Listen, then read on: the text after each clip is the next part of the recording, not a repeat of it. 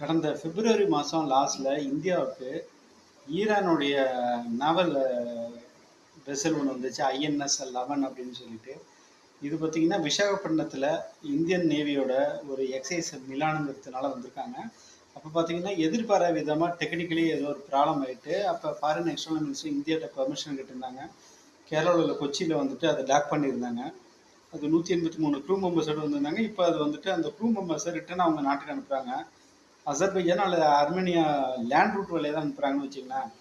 இதே போல் ஐஎன்எஸ் தேனான்னு ஒன்று வந்துச்சு. அதில் 83 க்ரூ மெம்பர்ஸ் இருந்தாங்க. அதுவும் எக்ஸைஸுக்காக தான் வந்துச்சுன்னு வச்சுங்க.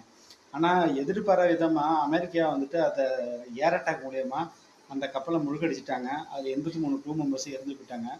இதே போல் இன்னொரு ஐஎன்எஸ் பஷீர்னு சொல்லிட்டு ஒன்று வந்துச்சு. அது ஸ்ரீலங்காவில் அதுவும் மாட்டிக்கிடுச்சுன்னா அதுவும் ஒரு டெக்னிக்கல் ப்ராப்ளமாக